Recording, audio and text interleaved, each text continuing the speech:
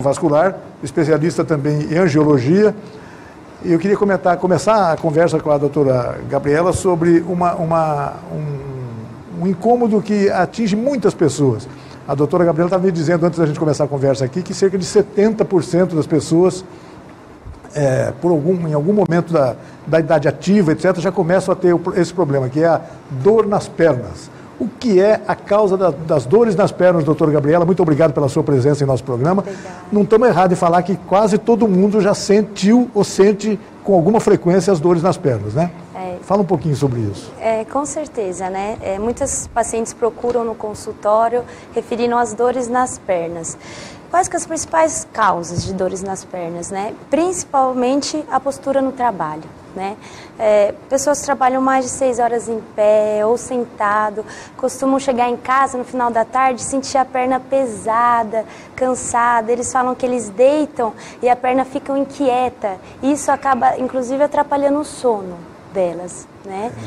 No período do calor, essas dores pioram, a perna costuma inchar um pouco mais, né? Então, por isso que a gente sempre tem que procurar o especialista para avaliar quais as causas de dores na perna. Tem alguma coisa a ver com o reumatismo ou ainda não? Não tem, né? Até esse primeiro diagnóstico, esse primeiro sintoma de incômodo? Tem sim. Tem a ver? As dores nas pernas tem várias causas, inclusive a fibromialgia, quem tem hérnia de disco, problemas de coluna, também tem reumatismo, artrite reumatoide, né? E mesmo assim, pela questão muscular também, às vezes uma falta de fortalecimento, um exercício diário, que são coisas que ajudam muito. Quer dizer, né? As causas podem ser muitas, né? Inúmeras causas a gente tem. A senhora citou a pessoa às vezes se ressentir de uma atividade física, isso também pode ser uma causa. Isso, tem pacientes que procuram até o consultório e não tem nenhuma doença em si, mas que a gente orienta, olha, faz mais de meia hora de caminhada por dia, faz um fortalecimento, uma musculação.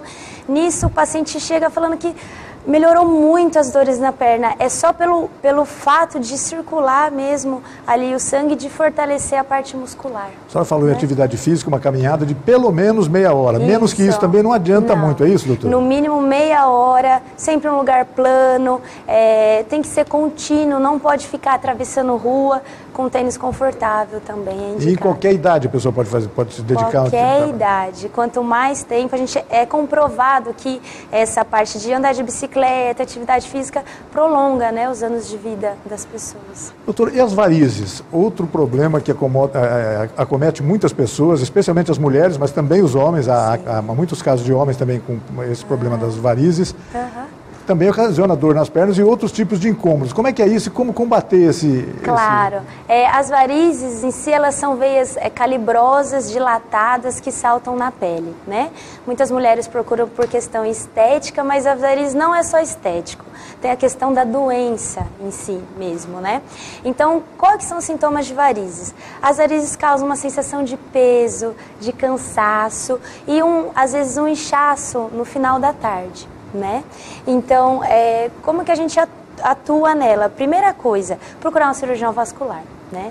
Ele vai orientar, vai ver se é necessário uma cirurgia, vai ver se é necessário só o tratamento no consultório, que atualmente a gente tem novos tratamentos como esclerose. Pode ser que não seja necessária a cirurgia, há outras alternativas. Atualmente a gente tem novos métodos, né, que a gente trata que não são cirurgia, né?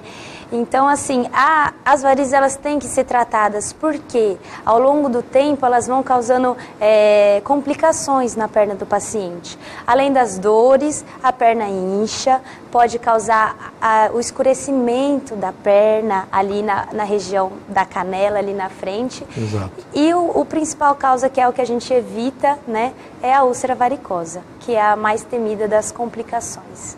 Né? Você provoca algum tipo de incômodo relacionado com a coceira, por exemplo, com as pessoas ou não? Não tem nada a ver? A gente tem a dermatite varicosa, né? Um eczema varicoso, que o paciente sente como se tivesse uma formiga ali no local, coçando, aí vai ver é uma veia calibrosa que está embaixo e é uma coisa simples de se tratar, né? E às vezes o paciente fica anos com esse incômodo e é só procurar um cirurgião vascular. Às vezes ao coçar, há relatos de pessoas que chegam até a se machucar, não é isso? Isso, na maioria das vezes a pessoa coça, a unha, a gente tem muitos micróbios embaixo da unha, né?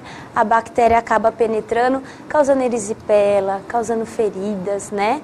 E às vezes até a varicorragia, que é quando as varizes rompem e começa a vazar sangue, tudo que a gente tem que tratar de imediato, né? Já é uma emergência vascular. Imagino que isso provoque um grande susto para a pessoa também, entre outras coisas, né? Com certeza, é o que mais assusta, né, os pacientes. Eu falei que as mulheres têm mais propensão à questão das varizes, mas há também muitos casos de homens, e parece que cada vez mais frequente isso, né? Isso. Por que as mulheres tinham mais propensão a isso? A mulher, realmente, mais de 70% dos casos é em mulher, né, a partir dos 40 anos, que é a nossa faixa etária que a gente mais pega. A mulher, ela tem várias questões, como hormonal, né? A questão hormonal influencia, a menopausa também influencia na questão das varizes, ou o jeito de trabalhar, ficar muito tempo em pé, a mulher tem muito esse hábito também.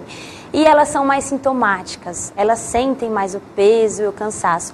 Os homens têm também, mas eles sentem um pouco menos de dor. E a principal causa de varizes, genético. Né? A gente sabe que está relacionado com a história familiar, com o pai, a mãe, os avós com varizes. Tem algum método de prevenção? Pode-se prevenir o aparecimento das varizes? Doutor? Tem sim.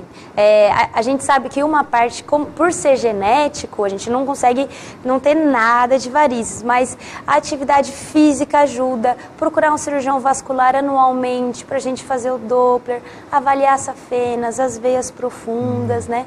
O uso da meia elástica é uma coisa que ajuda muito. Não só para varizes, mas para todas as dores nas pernas, só que estava nos dizendo no comecinho da nossa conversa. Não para todos. Então todo mundo pode usar meia elástica, a meia de compressão, como eles falam, né? Isso. Tem alguma mais forte, mais fraca?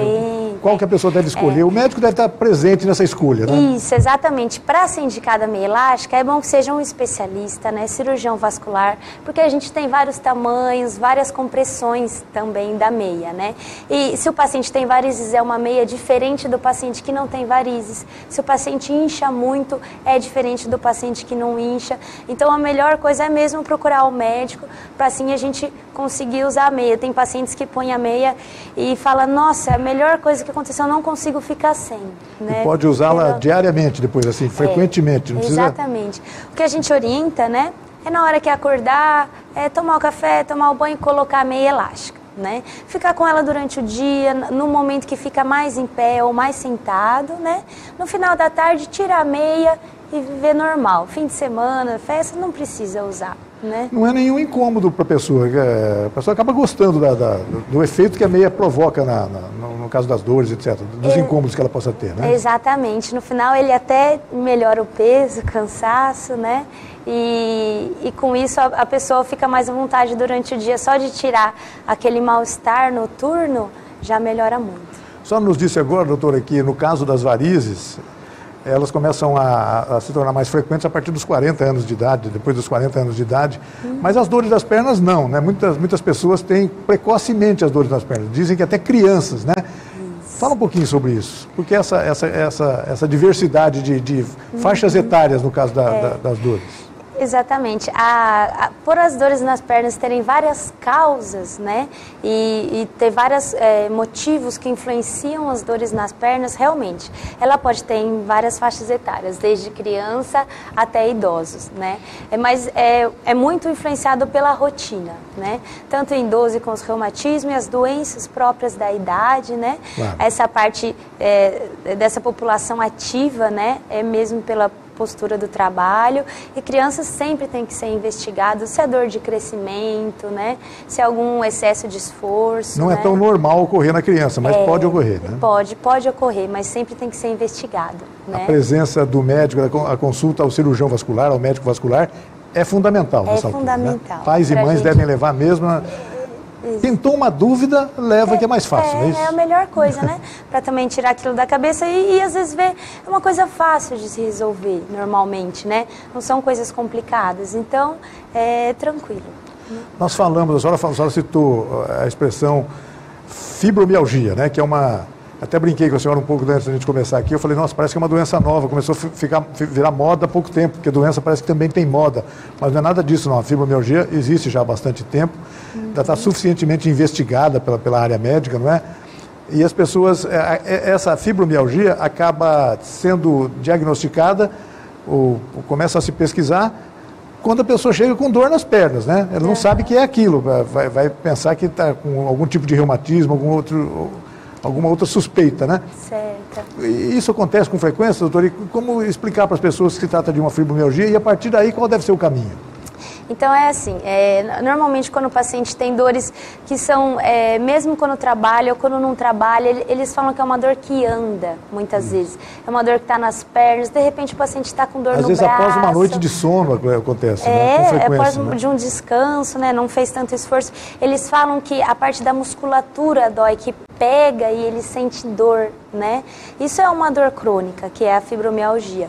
Quem cuida dessa parte é o reumatologista, né? Então a primeira coisa, procurar um reumatologista, fazer todos os exames da parte reumatológica para descartar qualquer outra causa. Aí sim, descartado uma alteração num paciente, o reumatologista pode afirmar que é uma fibromialgia e assim tratar. E a pessoa voltar a ter a vida normal, não ter voltar a dormir normal, voltar a fazer atividade física normal. Porque as dores muitas vezes limitam o paciente, né? A rotina, o dia a dia, a postura do trabalho. Então, essa é uma missão do reumatologista, o senhor está dizendo. É ele que tem que encaminha para o reumatologista. Parece que até alguns anos atrás era mais complicado se diagnosticar. Parece que hoje em dia, bom, a medicina é sempre assim, né? Sempre surgem alternativas, tecnologias, etc., que já levam com certeza. as pessoas a diagnosticarem com precisão, inclusive. E né? sempre evoluindo, a gente tem a mídia também que fala bastante, então a gente consegue orientar bem o paciente quanto ao qual especialista procurar com dores nas pernas, né? Doutora, e a questão das dores nas pernas, assim, já perguntei sobre a idade, etc., sobre homens e mulheres, no caso das dores nas pernas, que ainda não seja varize. Podem acometer tanto homens quanto mulheres, mas está muito ligada à função laboral da pessoa, à função profissional da pessoa, né? Eu imagino que um comerciário que fica em pé o dia todo trabalhando, alguém que tem que trabalhar na rua o dia todo andando para lá e para cá, de bicicleta também, enfim. De bicicleta é um exercício que deve acabar ajudando, né? Mas acometem homens e mulheres. Com certeza. Homens e mulheres, né? De qualquer idade. O que influencia muito é o tempo que fica em pé, né? Então, assim, a gente recebe muitos pacientes no consultório que é bancário, tem muito professor, a gente recebe muito, carteiro também, muitas vezes, enfermeiros também, né? Então, assim, a gente vê que é estritamente relacionado ao muito tempo sentado ou muito tempo em pé.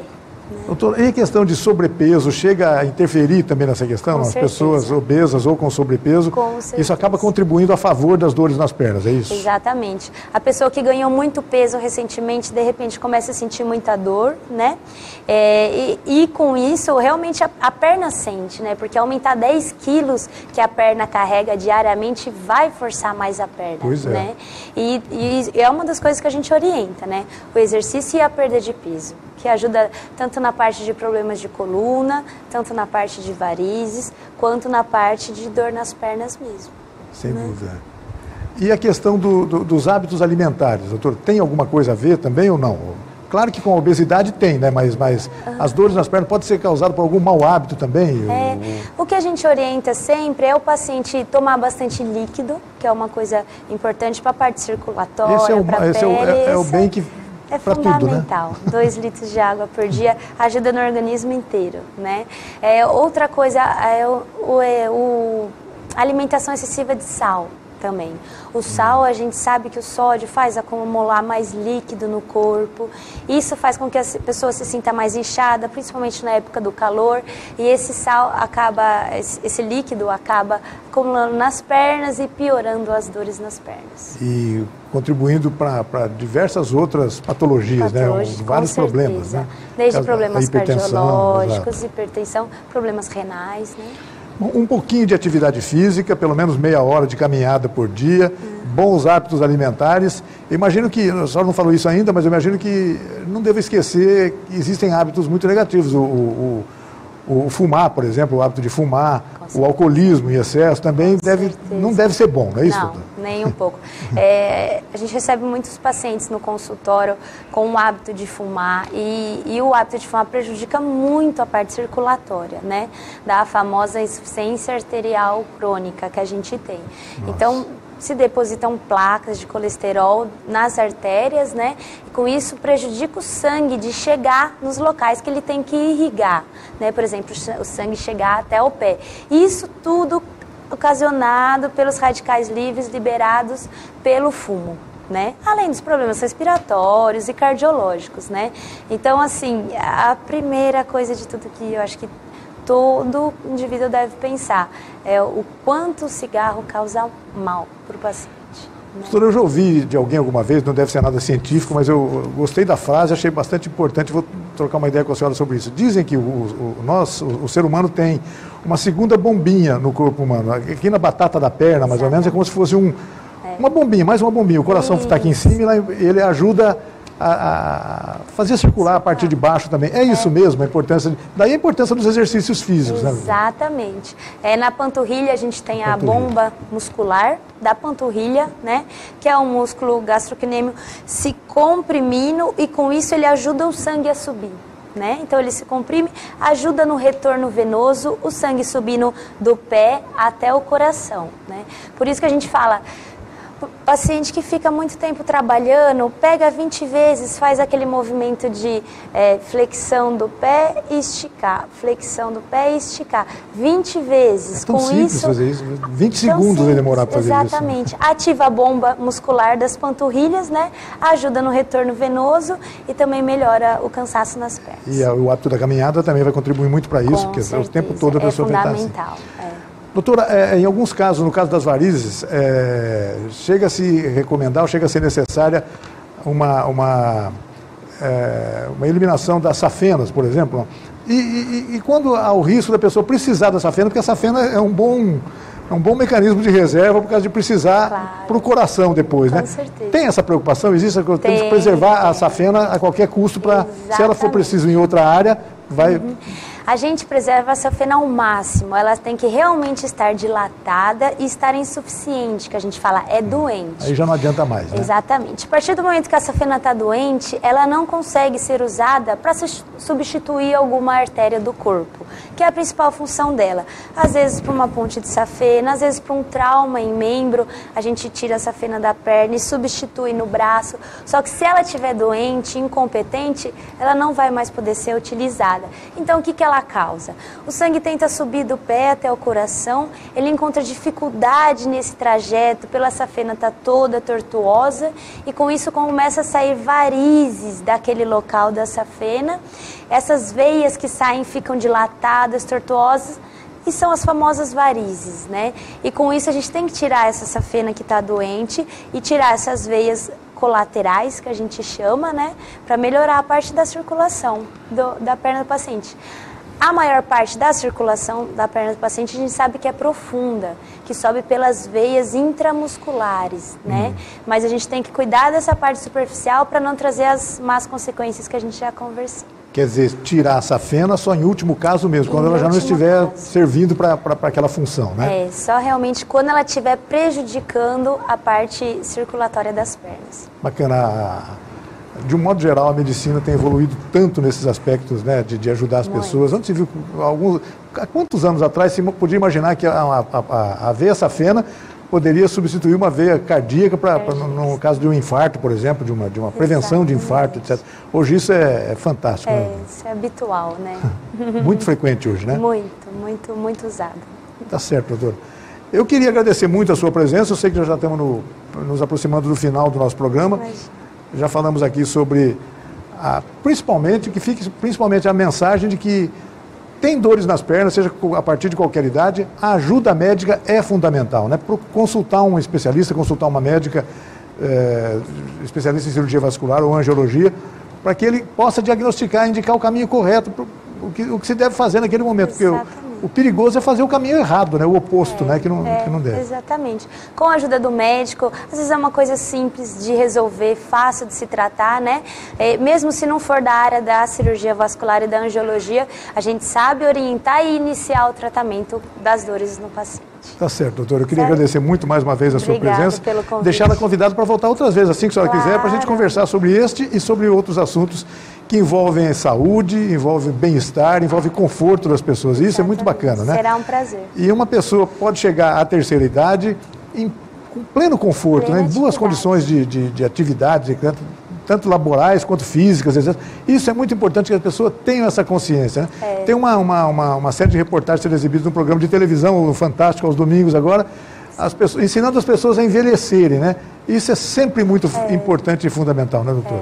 É importante envelhecer com saúde, que a gente fala, né? Para o paciente ter uma velhice boa e uns hábitos bons e não ficar limitado. As dores vão acabar surgindo em algum momento da vida, certo? Sempre vão ter que surgir, mas a medicina está aí para ajudá-lo, né? Para que elas não sejam tão determinantes assim, tão incapacitantes assim, não é isso, doutor? Exatamente. Obrigado pela presença, viu? Imagina, obrigada a você pelo convite. E obrigado a você também que nos acompanhou em casa em mais essa edição do Opinião Cidade. Desde já você está convidado a estar conosco novamente amanhã, a partir do meio-dia, aqui na TV Rio Preto. Até lá, um forte abraço a todos. Tchau, pessoal.